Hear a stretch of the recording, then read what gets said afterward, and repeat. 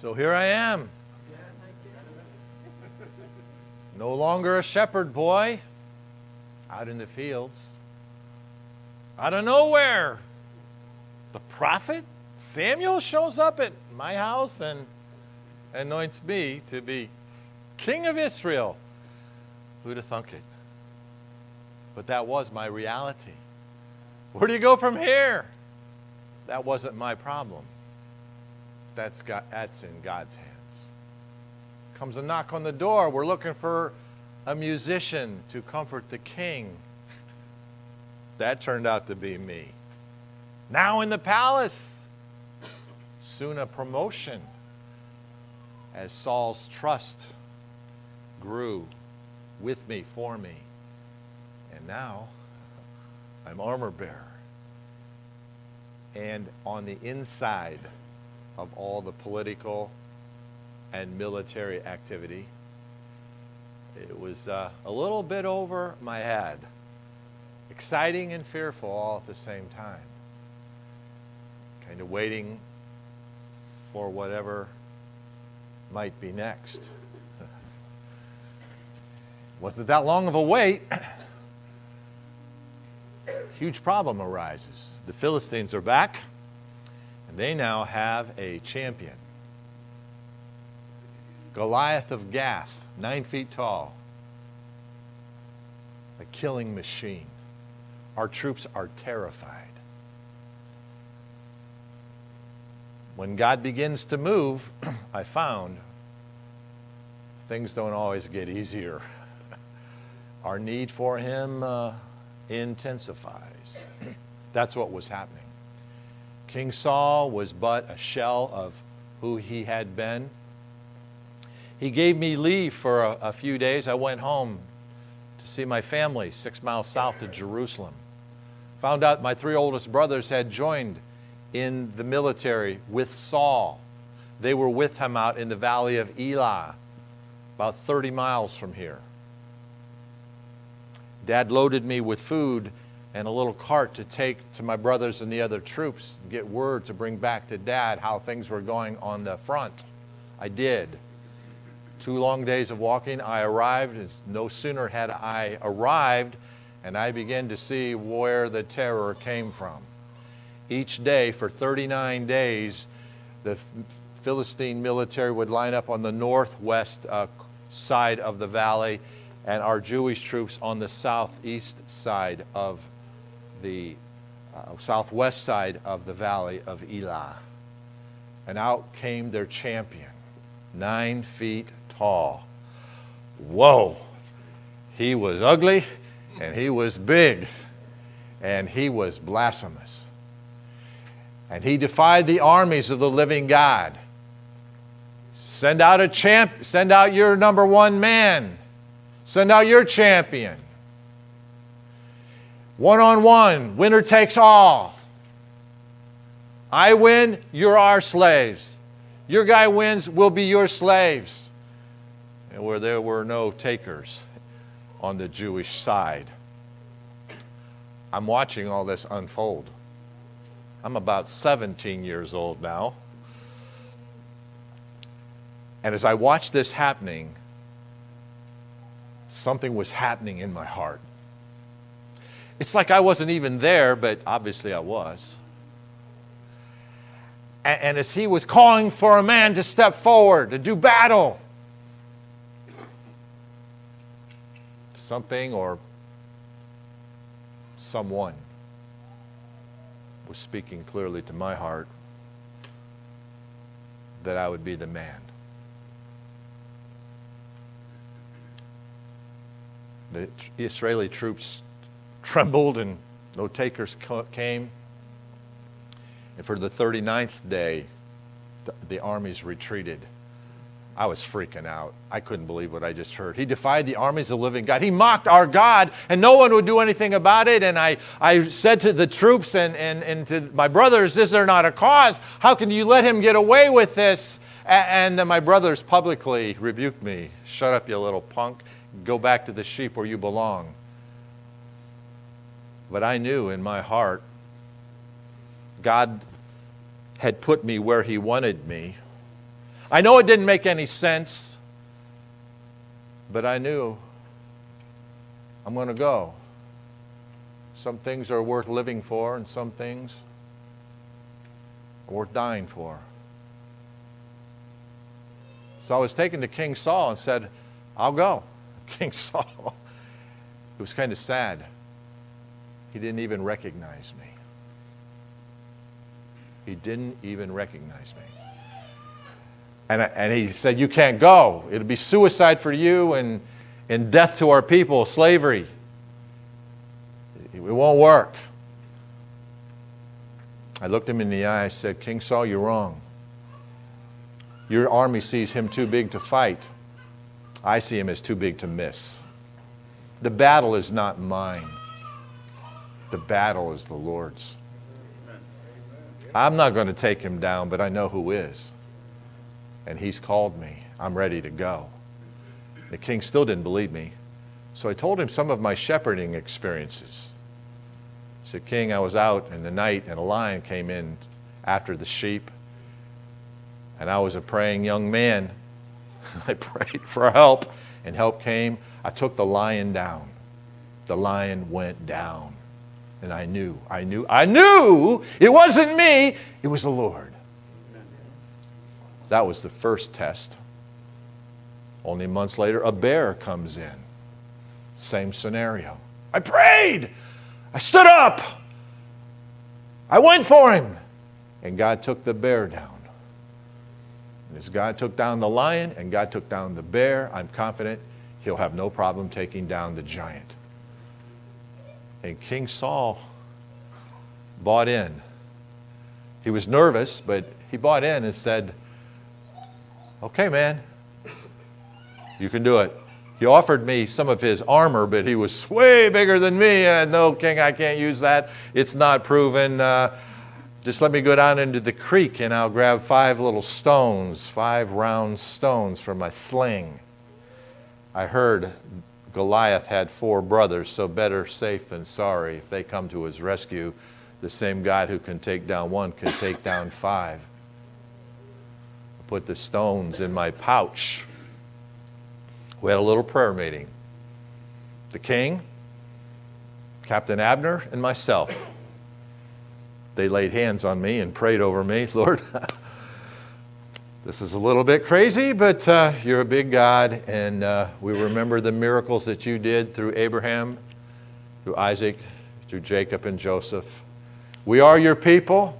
You said you'd bless those who bless us and curse those who curse us. And Lord, you can see he's cursing your name in the field, Goliath. Lord, in the name of the God of our fathers, Abraham, Isaac, and Jacob, take him down. Use your servant. We waited to the next day. The armies line up as they had now for the 40th day. Out steps Goliath, gives his little speech, mocks the God of heaven, sets forth his challenge, and you should have seen his face when I stepped out. He laughed. What do you think? I'm a dog? You sent out a kid with staves and sticks. I'll feed your flesh to the fowls of the air. You'll be dead meat. This is an insult. Bring it on, little boy. Bring it on, pretty boy. It's like I wasn't even there.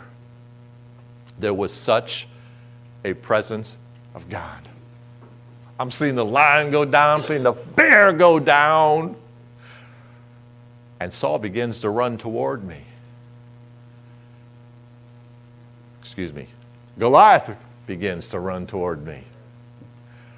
I reach in my pouch. I grab a large round stone, put it in my sling. I start running toward him. He was a little bit shocked. I said, you come to me with sword and shield, but I come to you in the name of the Lord God of heaven. Yeah. As Goliath mocked me, he had no idea.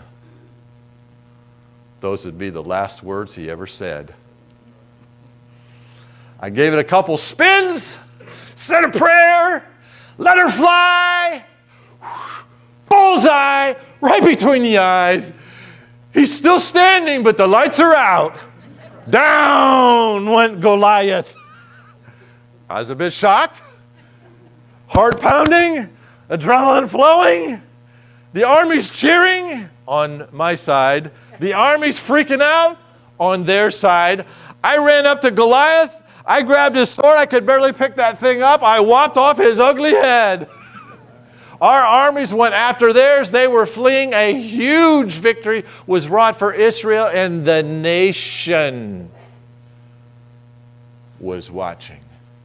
Now, everyone knew my name, like they all knew Jonathan in his victory. Now they look to me as a national hero. I ain't no hero. I'm a shepherd boy. But little is much when God is in it. And everyone knew this is not the work of David. This is the work of God. But this God who did that miracle used David. And they knew I had faith in this great God of our father, Abraham, Isaac, and Jacob. Whoa, that victory came quick. The Philistines were smitten bad. They fled home. We all head back to Jerusalem. I lugged the big ugly head of Goliath. That thing was heavy. I took it back to Jerusalem. I took it to the palace and I presented it to King Saul. He had promised that whoever takes down the giant will receive my daughter's hand in marriage. He didn't keep that promise. That's okay. I don't do what I do for the king. I do it for the King of Kings. If I don't get reward here, it's going to be waiting for me on the other side. I had a biblical worldview. I wasn't out there representing Saul. I'm out there representing God. And God was with me. And if I get the wife, that's God. And if I don't, that's no issue. Don't let people mess you up about God. Let God straighten you out about people. Amen. Yeah. So he didn't keep the promise, but he was happy that the giant was dead. And he did reward me. I wasn't ready for this either. He made me captain of the military. Boy, I wasn't sure I even wanted that position, but I can't say no to the king. You should have seen the looks on the generals when he presented me their new boss. Poor Abner.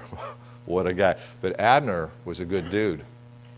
Abner knew that the God of our fathers had his hand on me.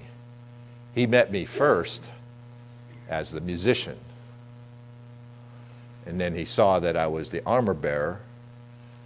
He saw the giant go down. He was on my prayer team.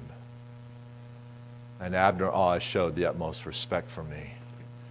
And I grew to love him, even though I was his boss now. I confided with Abner a lot because the Philistines never gave up. They just rallied. A year down the road, another attack. The Lord was with me. We went down. We kicked their butts over and over again. Other enemies went up. It was a period of 7 years in my life. From 16 to 23, I'm captain. Well, the next big event really wasn't so much of an event at all. It was a song. Some girls wrote a song saying, Saul has slain his thousands, but David has slain his tens of thousands. That wasn't on the king's top 10 list. He didn't exactly like that song. It only fanned the flames of his jealousies and his insecurities. And people were trying to exalt me, and grateful for that, but not necessary. But in their effort to make life maybe better for me, it really was only making things worse.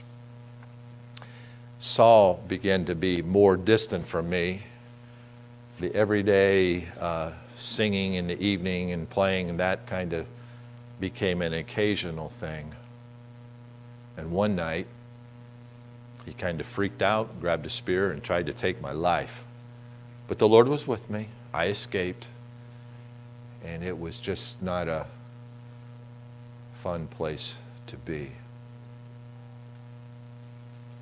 Tensions were great. Does he know that I'm anointed to be the next king? Awe and anxiety that just never went away. But he had tried to kill me, and his other counselors were saying, hey, David's a good guy, David's a good guy, but he was bent on taking me out. So I get a letter from the king. He wishes to give his daughter's hand to me in marriage. Merab, his oldest daughter. She's a beautiful girl. Well, he already broke that promise once. Could I trust him to keep it this time? And in our culture, for a man to take a bride, he had to give a dowry to her father, to the family. Normally a dowry would be some money, some animals, some farm animals, a camel, donkeys, sheep. But King Saul didn't ask for a normal dowry. He asked for the foreskins of 100 Philistines. It was pretty evident that he didn't care about his daughter's hand in marriage. He's just trying to take me out. My counselors told me that. I figured that out without their help. He's just trying to take me out. But by now I had kind of a growing confidence. God really was with me. I don't have to figure everything out. I just have to be a man after God's own heart. I just have to have the right spirit. I'm not going to lift my hand against God's anointed. Saul is safe from me. He's got problems with God, but he's got no problems with me. I'm submissive to his leadership. And so I take the challenge. I go down and we have a little battle with the Philistines, and I did not bring him 100 foreskins of Philistine combatants. I brought him 200. Go big or go home. And he sort of, but not exactly, kept his promise to me. He didn't give me Merab's hand in marriage. He gave her to another guy just to insult me. But he did give me Michal, his younger daughter's hand in marriage. Word had it she could be a little bit of trouble from time to time, and he was thinking perhaps she can be an irritation and a problem for David. But she was beautiful. I felt her love. She admired me. She loved me. I just sensed that if God wanted Merab to be my wife, she'd be my wife. Michal is my wife. God was in it. I was a one-woman man, married to a princess, even though her father was a little off balance. I'm in a good place, but not an easy place. Saul continues his cognitive decline. We're all watching.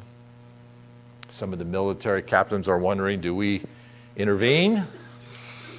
Do we exercise the 25th Amendment? I just threw that in for you, preach. Amazing, isn't it? What goes around? Comes around. Just saying.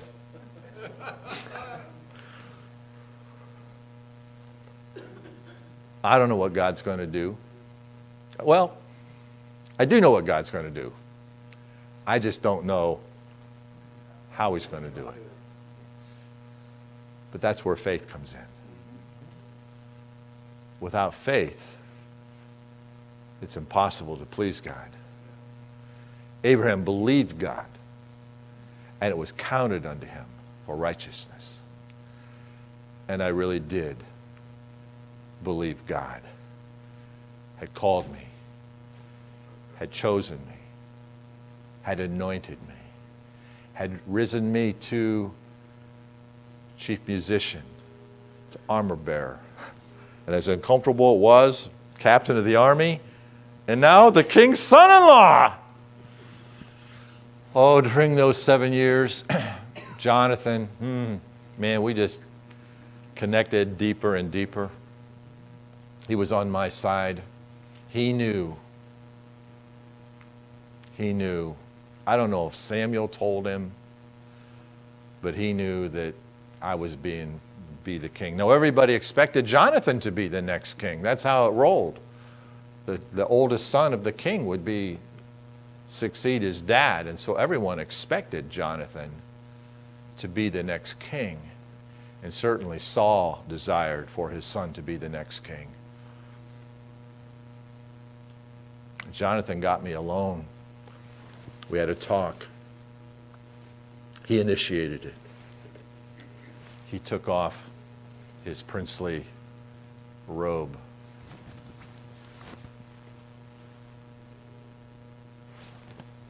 And he put it on me. David, you're the man. We all know that. It's so obvious. You're the man. I'm good with that, David. We made a little covenant. When I become king, I told him, you're my main man. You're my main man. And also in our culture, when a new king succeeded an old king, he would eliminate the old king's family. I said, Jonathan, you have nothing to worry about. Your family is completely safe. It seemed awkward to say, but when I become king. But there were some really important things that I needed to learn before God was ready to exalt me. I learned from the scriptures, if we exalt ourselves, God will humble us. But if we humble ourselves, God will exalt us.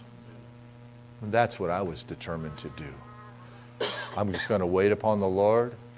I'm not taking anything into my own hands.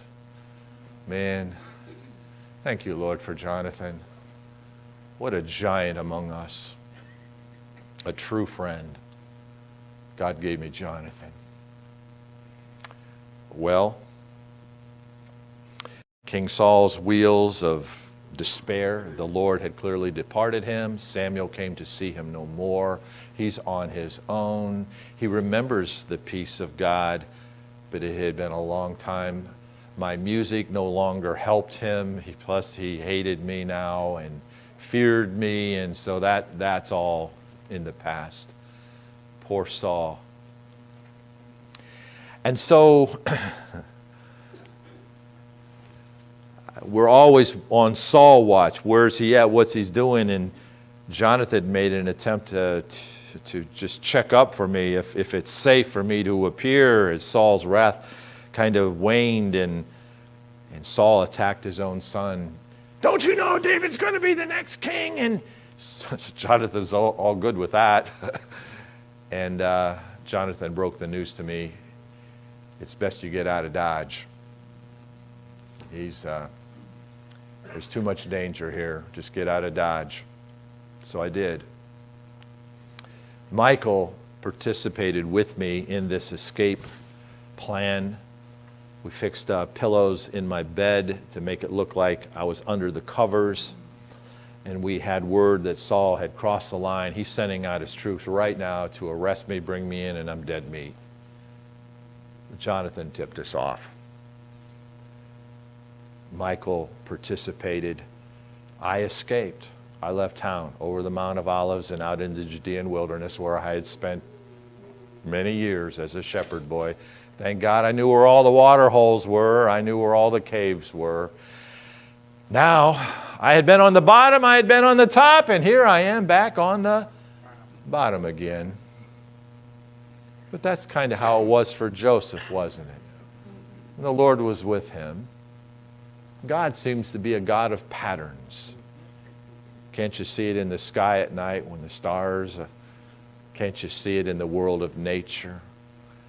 And here I was a young man having everything, and now I'm still kind of a young man, but now I've got nothing again. The king smears my name in the media. He falsely accuses me of being a renegade, out of control, selfish, dangerous man. I escape. He sends his troops. They go to grab me in the bed. It's not me, it's pillows. I was scared. Is the king going to kill Michael? Is he going to kill Jonathan? The answer to all my questions continued to be the same. I don't know. I don't know. You see, when you're in that position, when you don't know, and there's nothing you can do to fix it, it's not a fun place to be. But I did find it to be a safe place to be. Broken, desperate for God. And he had demonstrated over and over and over again that he was with me.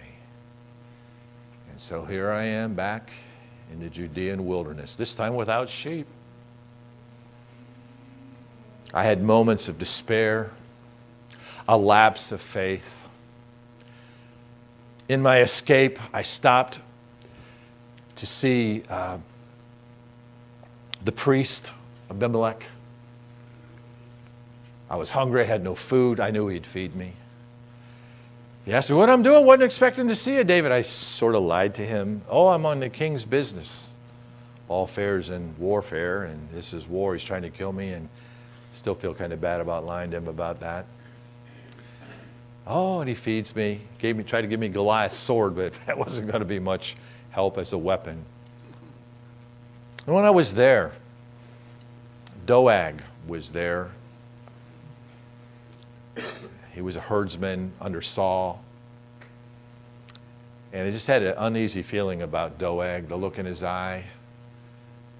He had his eye on me. He didn't trust me. He didn't like me. You could tell. He kind of pulled back and just waited for Abimelech and me to do our thing, and then I was gone. But I had an uneasy feeling about him. Well, it wasn't long till Saul found out I had been to Abimelech. He sends word. He shows up to find me. I'm not there. He thinks Abimelech is hooked up with me, helping me, aiding and abetting me, which he wasn't. He was innocent. He didn't know. The king falsely accused him, ordered his troops to kill Abimelech and the other priests. They civilly disobeyed. When government becomes so evil, sometimes it's just best to obey God and not man. They did not obey Saul, but Doeg was there, using this as a political opportunity to gain points with his boss Saul, and Doeg did his dirty work and killed the priests.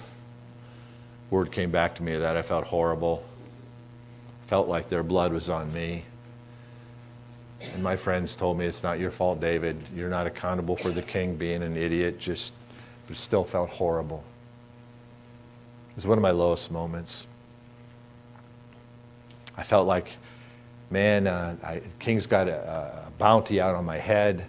Anybody who helps me could wind up dead, and he didn't even know what was going on. And Abimelech is dead, and I couldn't take it anymore. And I said, I'll go down and live among the Philistines.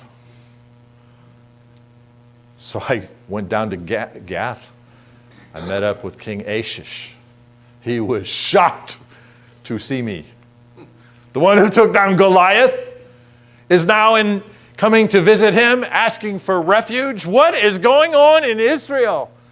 That the Israeli hero, me, is now a vagabond. What is up? What is politically going on down there? He was extremely interested in talking. I got scared, like, oh, what am I doing here? I'm in the wrong place. I've had a lapse of faith, and I'm so ashamed to say what I did, but I feigned madness. I began to slobber and feeling. He thought I was demon-possessed. It got me out of there quick. It was so weird. But desperate people often do desperate things. And so even though the Lord was with me, sometimes I didn't feel it. But His grace was greater than all my stupidity. And when my doubts assailed, thankfully they passed. I was desperate. I decided to stay in Israel and take my chances and just trust God. Interesting things began to happen. There were other desperados besides myself. Other men who had fallen on hard times. Other men who were falsely accused under the Saul administration. Things were politically a mess. Division was everywhere. And these men knew my story, and one by one they began to show up. They found me in the wilderness. Kind of banded together. So I was no longer all alone. There's a guy that joins me, and another and another. During that time, my family found me. They risked everything to come see me. My jealous brothers who rebuked me publicly on the afternoon before Goliath went down, they were in faith now. They were no longer jealous of me. They felt bad for me. They knew my heart was pure. And they jeopardized their lives, and they found me. I guess when God's in it, they'll find you, and if God's in it, Saul won't find me. This was just going on and on. But they strengthened my hand in the Lord.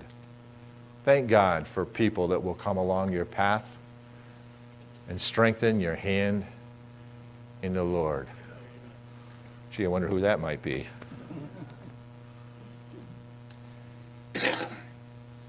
God knows what He's doing when He puts certain people in your life.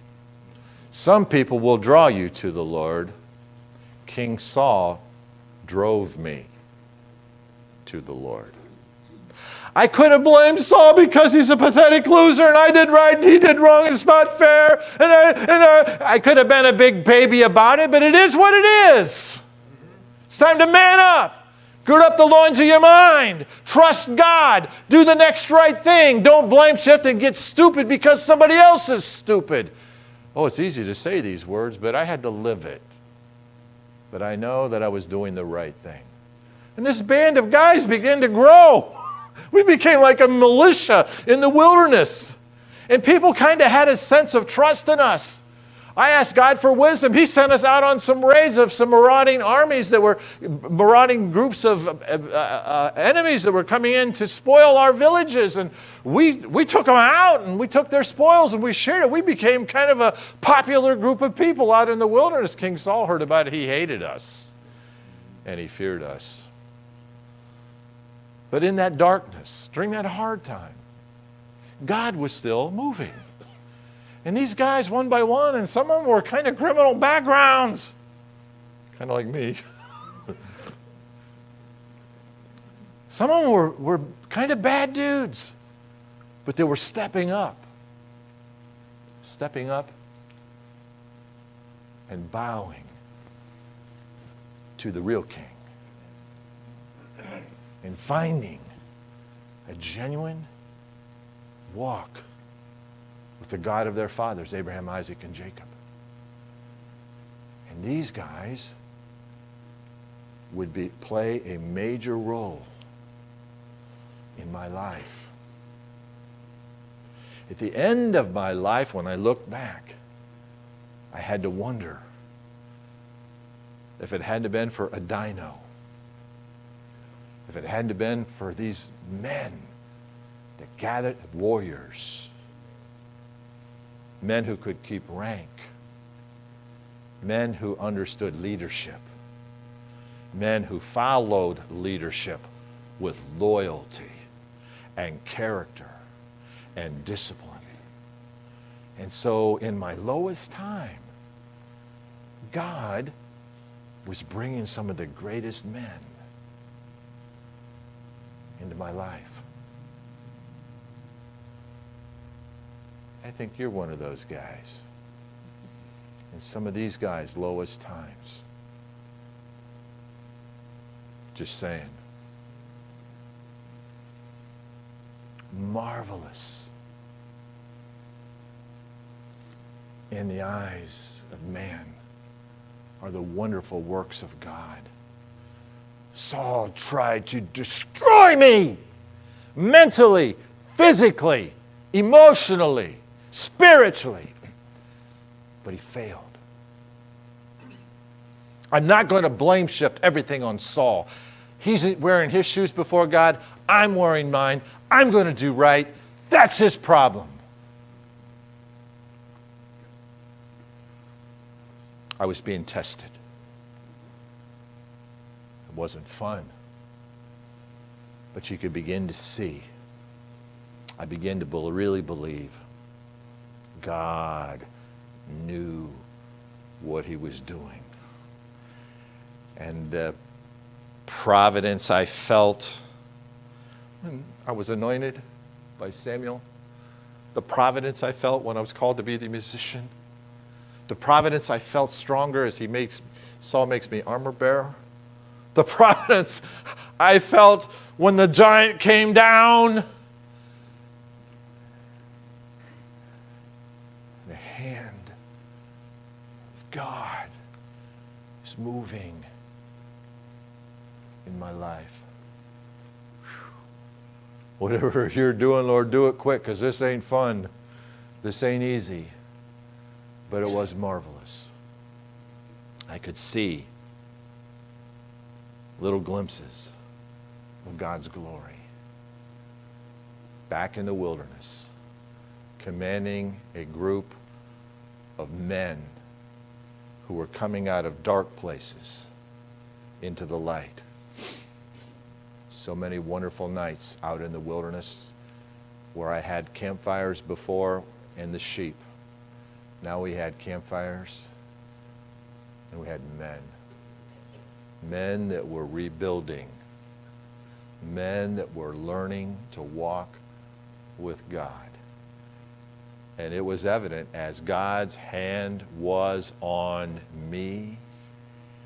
Down the road, it became evident God had his hand on them.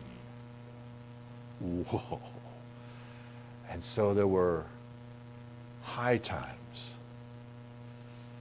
in the bad times. God's wheels of justice don't move as fast as we would like, but they were moving. Saul continues his decline. A band of raiders bringing minor victories to the Jewish people, providing protection. I didn't realize it, but God was using us, the band of marauders we were called, the bad guys we were called by Saul, to bring blessing to God's people. And the people were watching. Saul, they saw in decline. And it was evident to the people, though Saul was smearing my name in the media, they knew that Saul was lying. And the Spirit of God was bearing witness with them. David's a good guy. David will be our king. That's why Saul hates him so bad. I didn't realize all that in the moment. But tomorrow night, I'll share with you how I know that's true. Because I had a few more lessons to learn in the wilderness. I would be tested. But God holds time in his hands. And God's time for me was about to unfold. Lessons needed to be learned in the wilderness were happening. Tomorrow night, we'll look at some of those big tests. And then God said, it's time. And when that time came, it wasn't pretty. It wasn't fun. But the nation was desperate. And God had prepared me. And I would be ready. And I was willing. You see, that's real important. Are we willing? When God speaks, do we listen? When he calls, will we come? For those 7 years, separated from my family,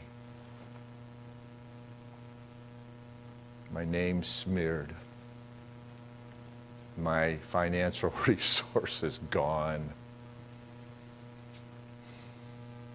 God knew what I needed. His record was perfect.